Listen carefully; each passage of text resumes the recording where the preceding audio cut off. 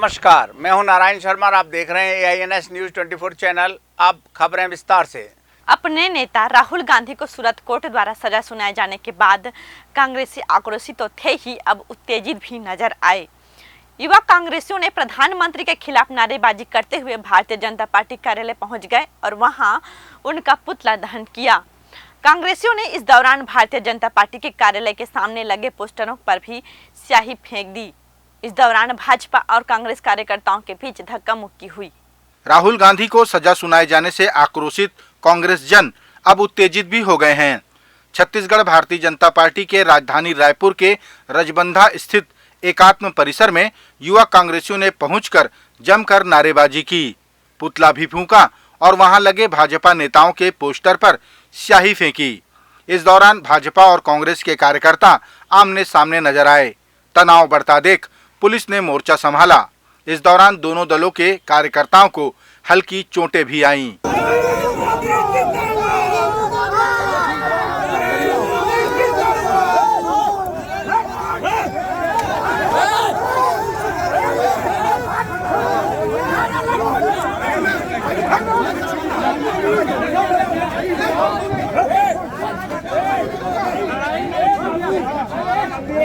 प्रदेश Congress committee Chhattisgarh के नेतृत्व में केंद्र सरकार की गलत नीतियों को लेकर एक दिवसीय प्रदर्शन किया गया। इस प्रदर्शन में प्रदेश के मुख्यमंत्री भूपेश बघेल भी शामिल हुए। उन्होंने कहा कि कांग्रेस के राष्ट्रीय नेता राहुल गांधी को सदन में सवाल पूछने पर इस कार्रवाई का शिकार होना पड़ा, लेकिन आज तक प्रधानमंत्री ने उन सवालों का जवाब नहीं दिया। प्रदेश कांग्रेस कमेटी छत्तीसगढ़ के नेतृत्व में रायपुर के गांधी मैदान में केंद्र सरकार की गलत नीतियों के खिलाफ एक दिवसीय प्रदर्शन किया गया। इस प्रदर्शन में प्रदेश के मुख्यमंत्री भूपेश बघेल भी शामिल हुए। प्रदर्शन में बड़ी संख्या में कांग्रेस जन उपस्थित रहे। सभा को संबोधित करते हुए मुख्यमंत्री भूपेश बघेल ने कहा कि राहुल गांधी को संसद में सवाल पूछने पर कार्रवाई का शिकार होना पड़ा, लेकिन प्रधानमंत्री ने आज तक उन सवालों का जवाब नहीं दिया। और कि राहुल गांधी जी पूछी प्रधानमंत्री जी ला ये अडानी तोसन में विदेश यात्रा के गाँव करे, एक हाँ तोसन आएगे तो विदेश यात्रा के बाद वो देश में अडानी की यात्रा के बार होए, ओकर बीच में समझौता का होए। ये सेल कंपनी है, एकर पैसा यहाँ से विदेश और विदेश से फिर कैसे आए, ये 3-4 सवाल राहुल गांधी जी लोकसभा में पूछे और तब ले भारतीय जनता पार्टी वाला मन सांप सुन दे के जवाब का दा। सीआरपीएफ के स्थापना दिवस कार्यक्रम में शामिल होने देश के गृह मंत्री अमित शाह बस्तर पहुंच चुके हैं। इस दौरान एयरपोर्ट पर उनका स्वागत भारतीय जनता पार्टी के नेताओं ने किया। गृह मंत्री के कार्यक्रम के अनुसार वे स्थापना दिवस के अलावा नक्सली समस्याओं को लेकर उच्च अधिकारियों की बैठक भी लेंगे। वे एक रात कोबरा बटालियन के कैंप में भी गुजारेंगे, फिर अगले दिन शाम को नागपुर के लिए रवाना हो जाएंगे। सीआरपीएफ के स्थापना दिवस में शामिल होने देश के गृह मंत्री अमित शाह बस्तर पहुंचे। इस दौरान विमानतल पर उनका स्वागत भाजपा के नेताओं ने किया। गृह मंत्री अपने 2 दिनों के बस्तर प्रवास में कुछ बैठकें भी लेंगे और नक्सली समस्या को लेकर अधिकारियों से चर्चा भी करेंगे। वे इस दौरान एक रात कोबरा बटालियन के कैंप में ही रुकेंगे। उसके बाद अगले दिन शाम को नागपुर के लिए रवाना हो जाएंगे।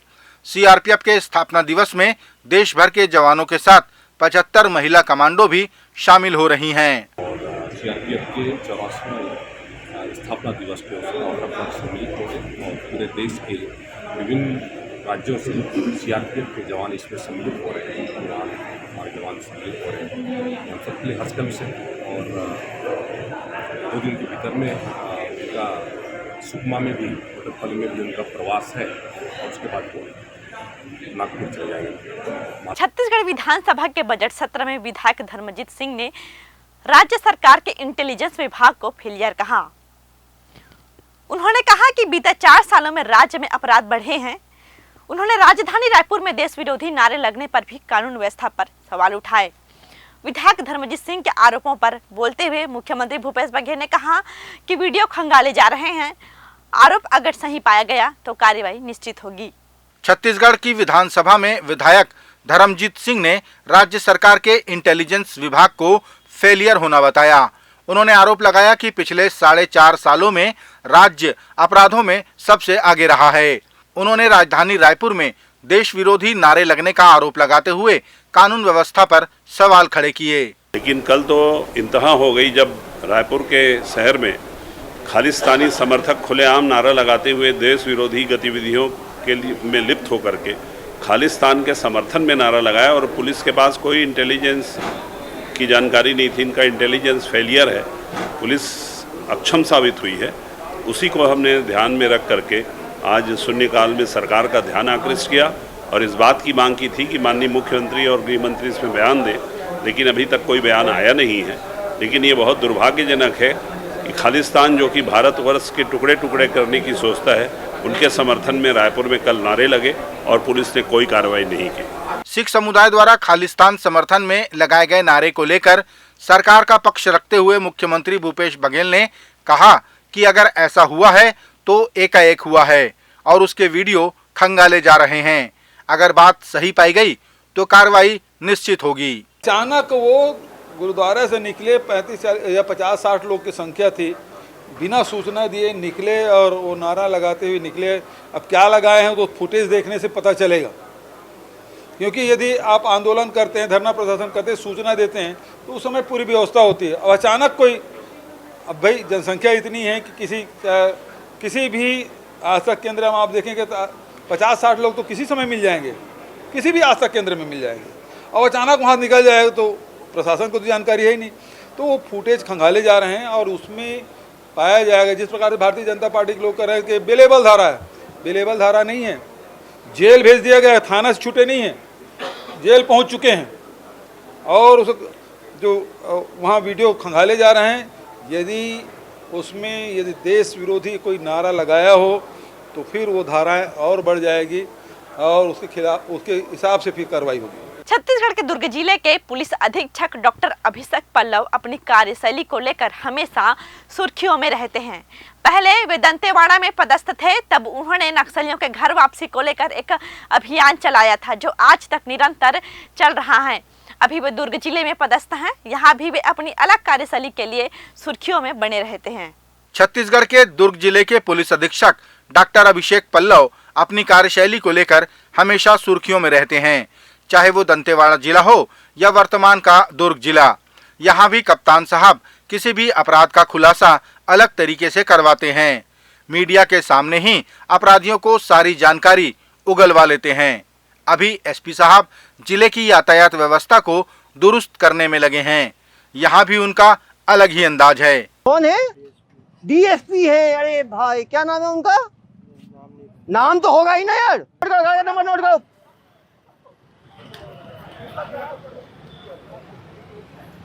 मैं समझ नहीं आ रहा क्या?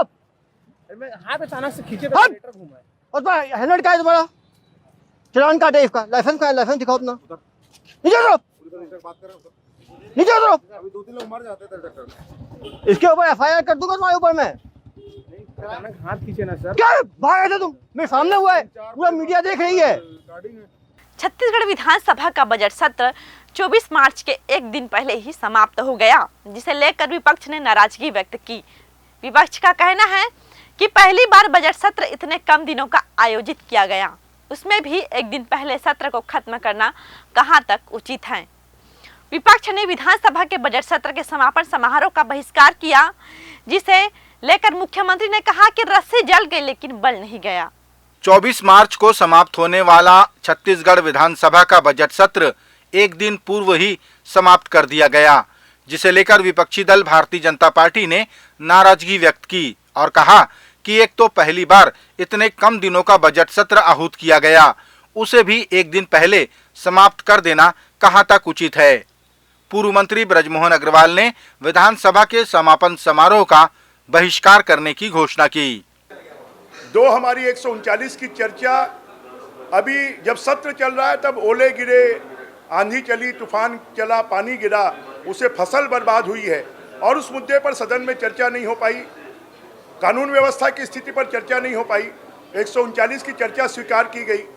ध्यानाकर्षण कल आने थे, अशासकीय बिजनेस जो है वो शुक्रवार को होला, वो आना था, और जब आंतरिक बैठक हुई उसमें यह तय हुआ था कि 24 तारीख तक के बजट सत्र चलेगा और उसको एक दिन पहले समाप्त करना। ये जो आपसी समझ है, आपसी अंडरस्टैंडिंग है, उसको तोड़ा गया है और उसके कारण हमने जो समापन की जो सेरेमनी है उसका हमने बहिष्कार किया है। विपक्ष के बहिष्कार को लेकर मुख्यमंत्री भूपेश बघेल ने कहा कि रस्सी जल गई लेकिन बल नहीं गया। उन्होंने विपक्षी दल भाजपा को घमंडी कहते हुए कहा कि इनके द्वारा विधानसभा के होली मिलन समारोह का भी बहिष्कार किया गया था और अब समापन समारोह का बहिष्कार करके ये अपने घमंडी प्रवृत्ति को दर्शा रहे हैं। 5 साल अब बीतने जा रहा है लेकिन इनका घमंड टूटा नहीं है और वही कि हम सर्वज्ञाता हैं, सर्वज्ञानी हैं।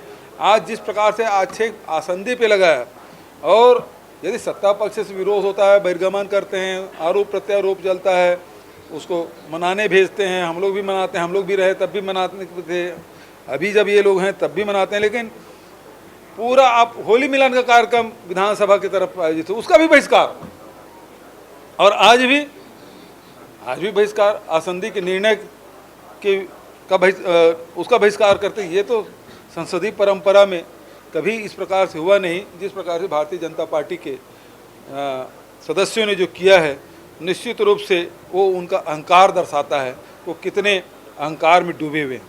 कोंडागांव जिले के पुलिस अधीक्षक दिव्यांग पटेल ने जानकारी दी कि पुलिस कैंप की स्थापना के साथ जिले में नक्सली उन्मूलन को लेकर भी प्रयास किए जा रहे हैं। उन्होंने कनेक्टिविटी को लेकर मोबाइल टावर स्थापित किए जाने की बात कही और सड़कों के निर्माण में भी तेजी लाए जाने की जानकारी दी। कोंडागांव जिले के पुलिस अधीक्षक दिव्यांग पटेल ने जानकारी दी कि जिले में पुलिस कैंप की स्थापना के साथ नक्सली उन्मूलन को लेकर भी प्रयास किए जा रहे हैं। उन्होंने बताया कि कनेक्टिविटी को लेकर मोबाइल टावर भी स्थापित किए जा रहे हैं, साथ ही सड़कें भी बनाई जा रही हैं। कुएमारी क्षेत्र में पिछले वर्ष पुलिस के द्वारा कैंप की स्थापना की गई है। कैंप की स्थापना के बाद लगातार आसपास के क्षेत्र के विकास के कार्यों के लिए साथ साथ नक्सल उन्मूलन के कार्यों के लिए पुलिस लगातार प्रयासरत है। कैंप लगने के बाद वहां पे पक्की सड़क बनना शुरू हो गया है, वहां पे मोबाइल टावर आना शुरू हो गया है, जिससे आसपास के ग्रामीणों में काफ़ी हर्ष का माहौल है और हम जल्द से जल्द सभी जो कुएमारी का क्षेत्र है वहां पे हमारा लगातार प्रयास रहेगा कि वहां से नक्सल उन्मूलन हो जाए। कांग्रेस के राष्ट्रीय नेता राहुल गांधी के ऊपर कोर्ट की कार्यवाही को लेकर पूरे देश में कांग्रेस पार्टी प्रदर्शन कर रही है। कांग्रेस के राष्ट्रीय अध्यक्ष मल्लिकार्जुन खड़गे ने हाई लेवल मीटिंग बुलाई और विचार विमर्श किया। इधर असम में कांग्रेस जनों ने एक बड़ा प्रदर्शन किया। कांग्रेस के आला नेताओं का कहना है कि कांग्रेस रुकने वाली नहीं है और न ही डरने वाली है। जिला एवं सत्र न्यायालय सूरत द्वारा कांग्रेस के राष्ट्रीय नेता राहुल गांधी को 2 साल की सजा सुनाए जाने के बाद से देश का राजनीतिक पारा गर्म हो गया है। दिल्ली, असम और छत्तीसगढ़ समेत समूचे देश भर में कांग्रेसी प्रदर्शन करते नजर आए। ये तस्वीरें असम की हैं, जहां कांग्रेसी राहुल गांधी के समर्थन में प्रदर्शन कर रहे हैं।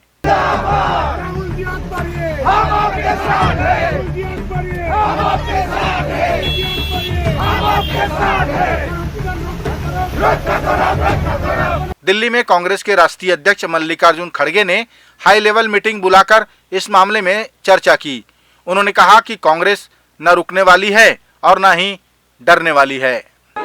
हम सभी लोग आज फिर एक बार यहाँ विजय चौक पे प्रदर्शन कर रहे हैं। एक बात तो इससे साफ और जाहिर होता है कि मोदी जी जनता से कुछ छुपाना चाहते हैं।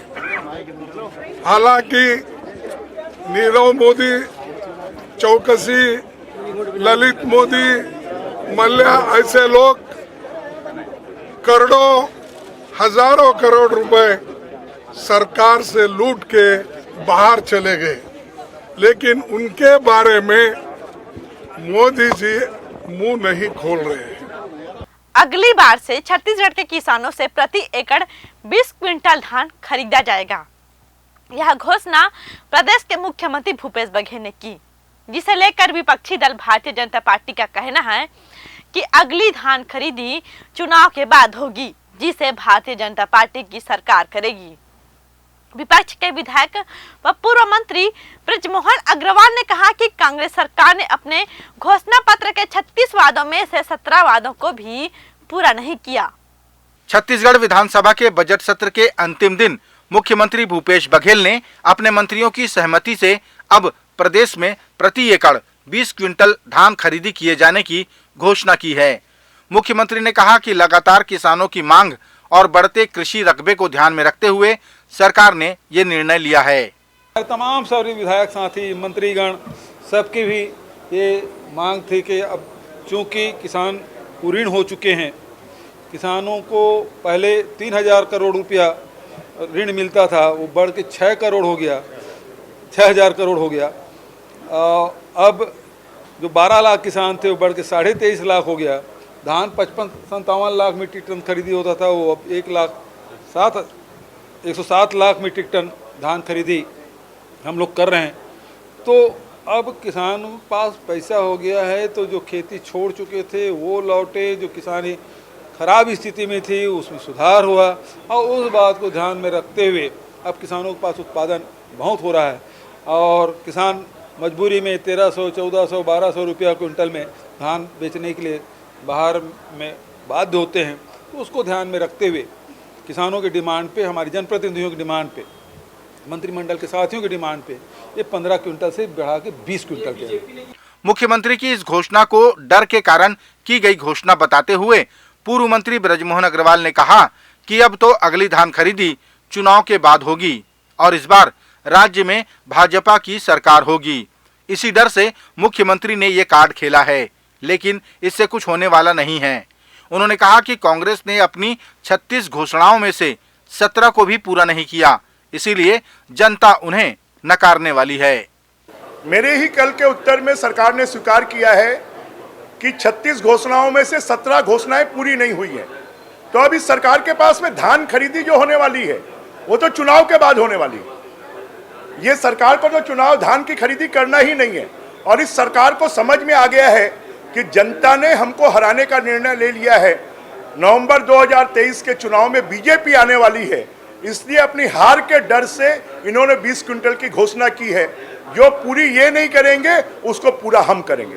ये थे आज के प्रमुख समाचार। आप देख रहे थे AINS न्यूज़ 24 यूट्यूब चैनल। कल फिर मिलेंगे ताज़ा तरीन समाचारों के साथ। तब तक रोजाना की ताज़ा खबरों के लिए आप हमारे लोकप्रिय यूट्यूब चैनल AINS न्यूज़ 24 को सब्सक्राइब, लाइक और शेयर करना ना भूलें। नमस्कार।